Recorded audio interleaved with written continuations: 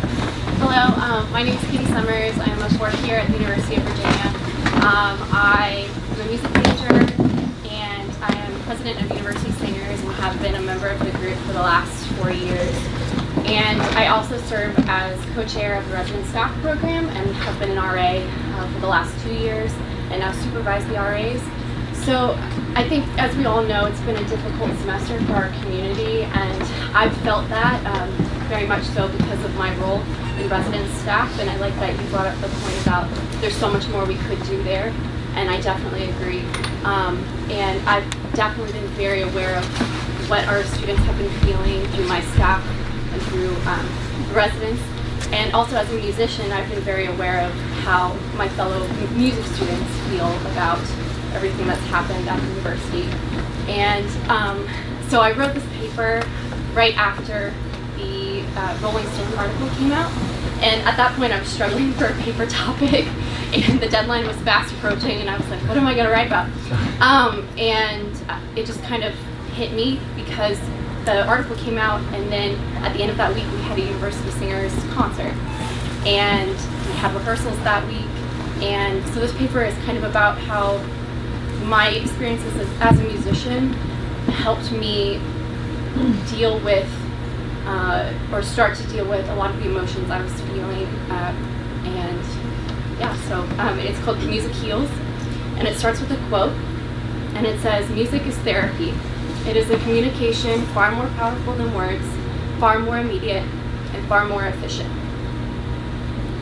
In this class, we frequently discuss music therapy and its function as a healing mechanism for people around the world. Until recently, I only understood this idea in the abstract.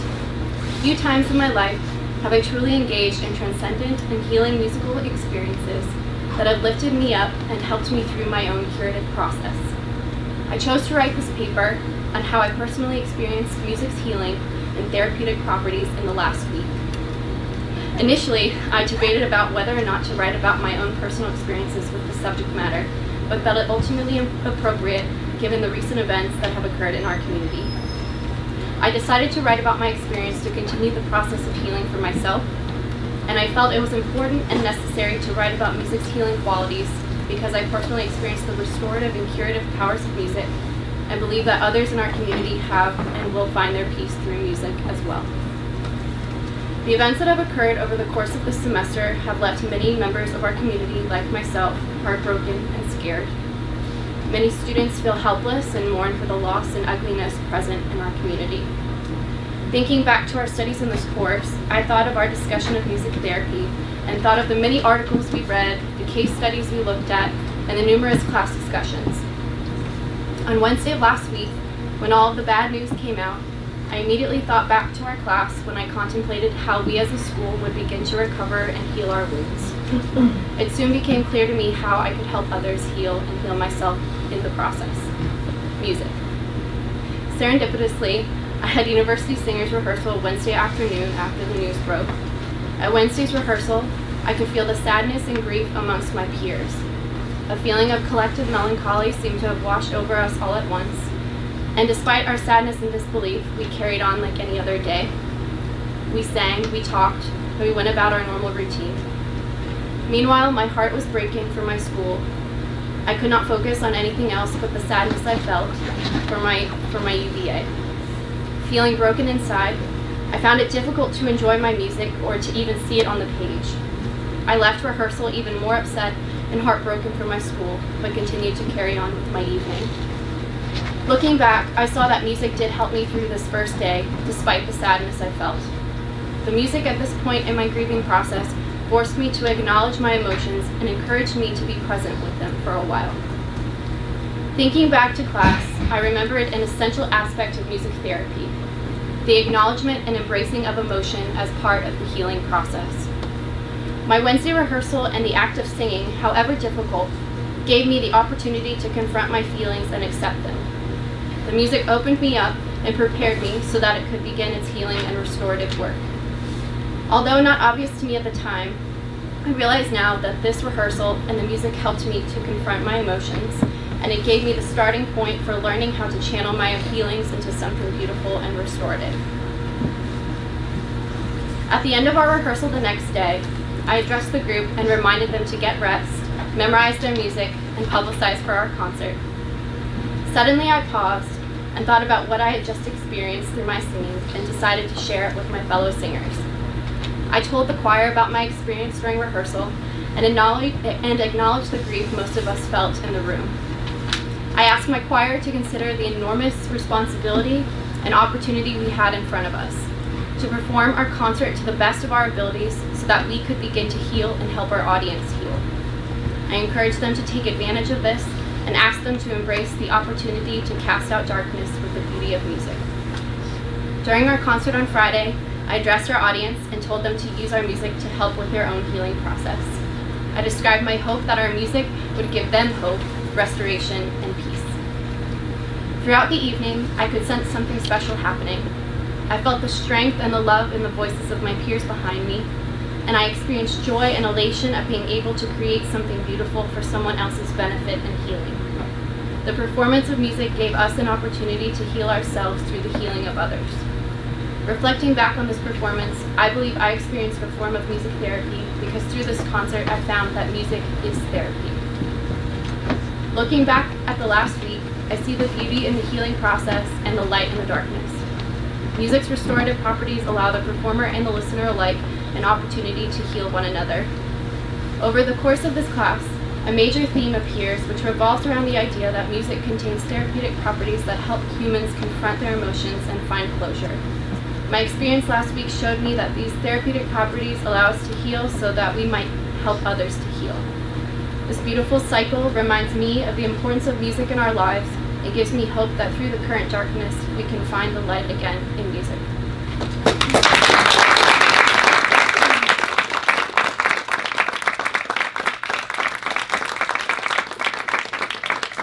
Thank you.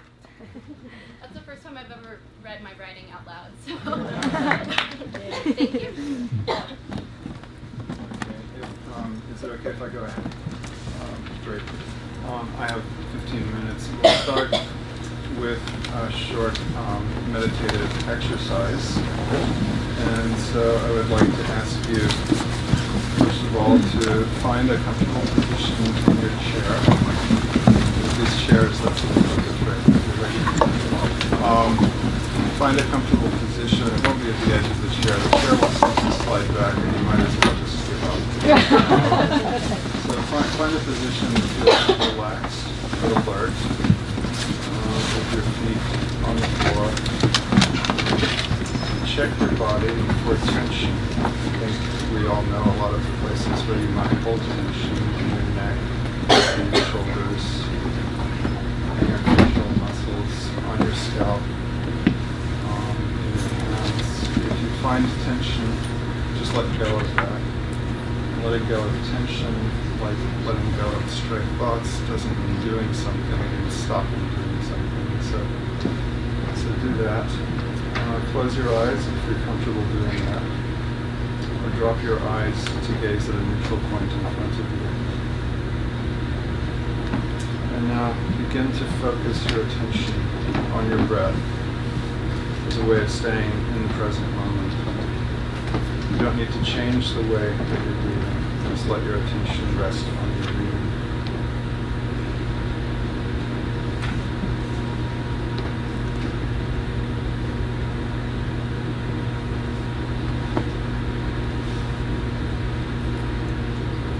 And now, as you continue to focus on your breathing, expand your awareness to whatever sounds you hear in the room. These may include your own breathing, the breathing of around you, of people around you, other sounds. You don't need to assess those sounds. You don't need to think about where they come from. Just rest your attention on those sounds along with your breathing.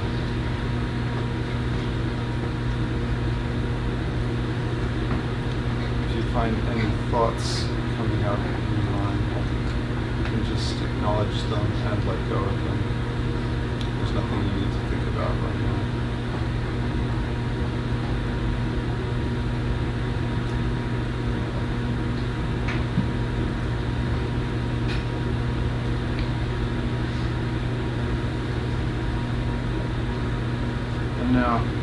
trying to control the pace of your breathing. You don't need to change it.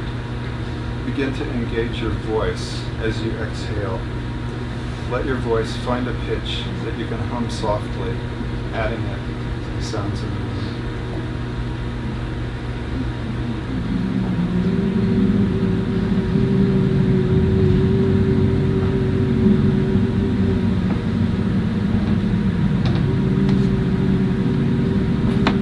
Continue to hum with each exhalation. There are no wrong notes, just hum a pitch that feels comfortable. Listen to the sound of your voice and the other voices around you.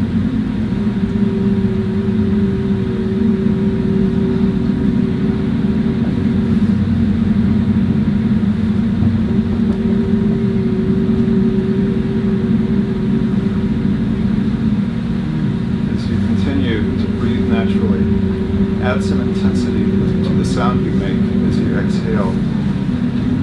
Open your mouth and sing on a vowel sound such as ah or oo. There are no wrong notes.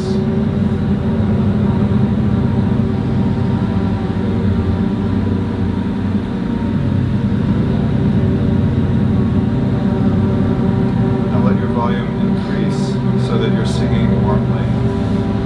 Still just sing one note with every exhale, and rest your voice as you inhale at a relaxed, natural pace.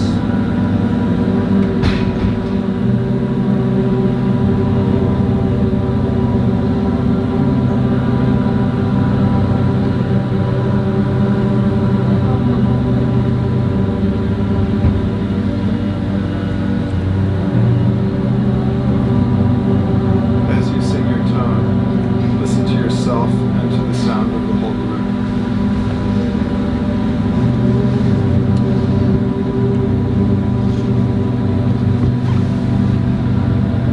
Now, with each exhalation, let the volume of your voice decrease. When it feels natural, hum instead of singing. When you're ready, return to breathing without engaging your voice. Listen to the sound of the group as the intensity fades.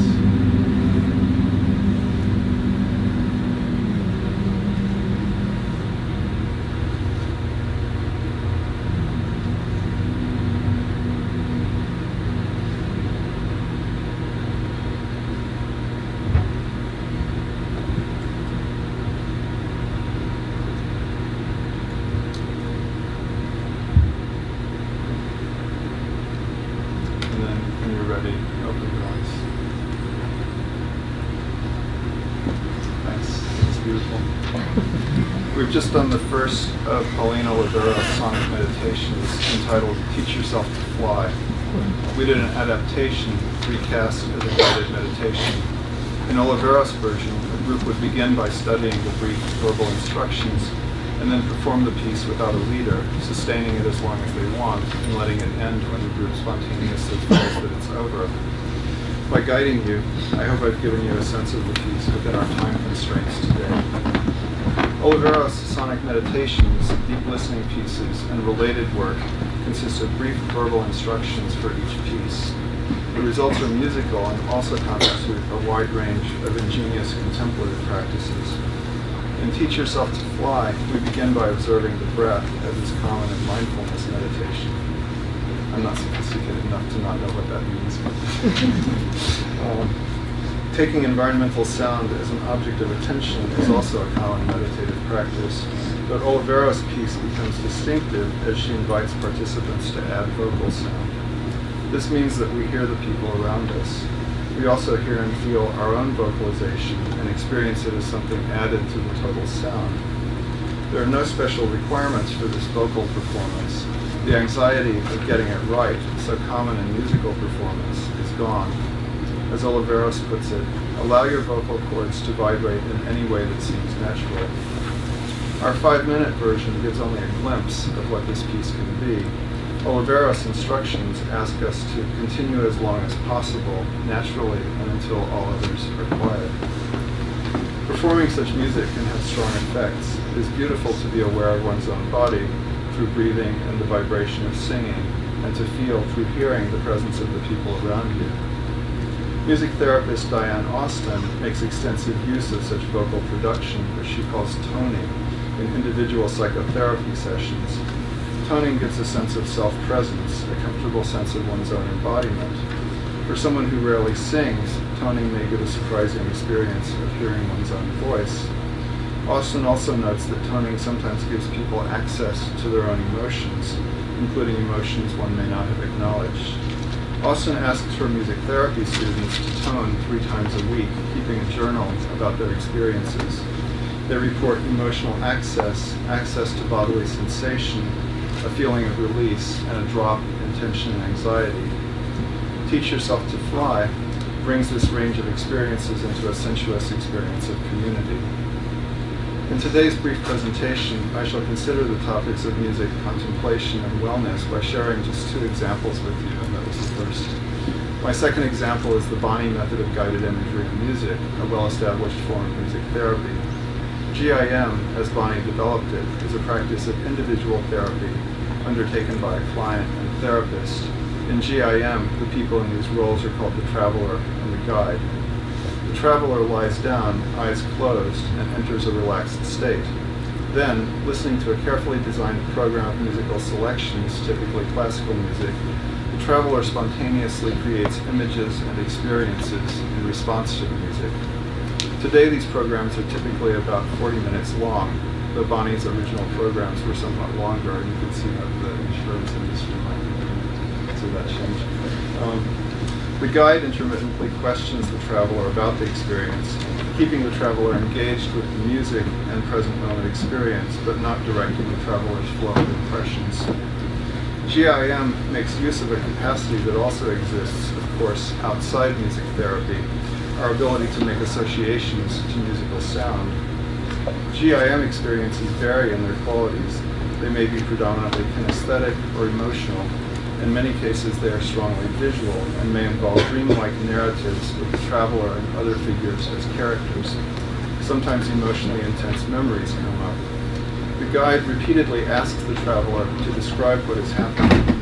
If the traveler seems to be losing contact with the present moment, perhaps drifting into reminiscence, the guide may try to reestablish the sense of presentness, asking, for instance, "What is it like for you to remember that now?"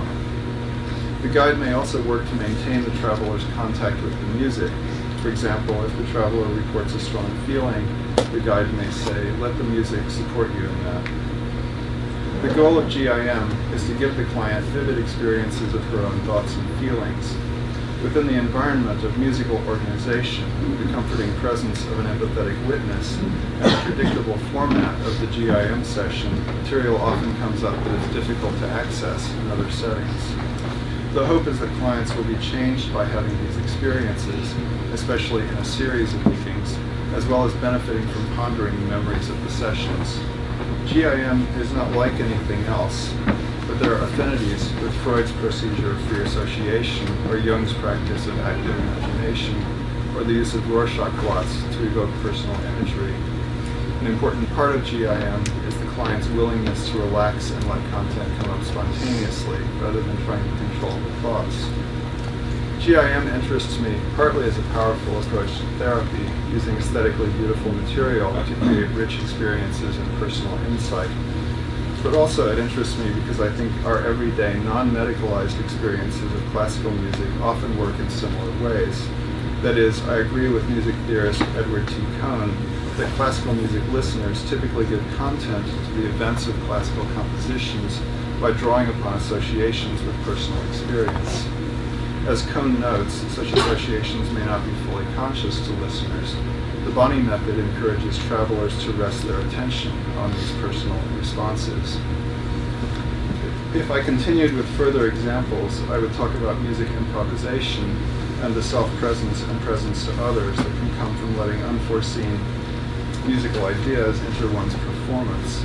And I would talk about uses of improvisation in music therapy. I would talk also about the experimental music tradition of John Cage, who emphasized the possibility of listening to sounds with open, non-judgmental interest, and used chance procedures to compose music that could be heard as a series of accidental sounds, rather than as an expression of his choices. Recently, I've been especially interested in Fluxus, a group of artists influenced by Cage, who explored innovative practices including event scores, that is, brief verbal instructions for a performance. Some of the most attractive Fluxus events take commonplace settings or everyday events and single them out for attentive performance. Alison Knoll's score, Proposition, consists of 3 words: make a salad. To perform Knoll's street piece, one should make something in the street and give it away. Fluxus artists resist the separation of art from everyday life, aiming, like Cage, to exemplify a patient, curious experience of the life that is already present all around us. I understand this as a contemplative practice strongly oriented to well-being.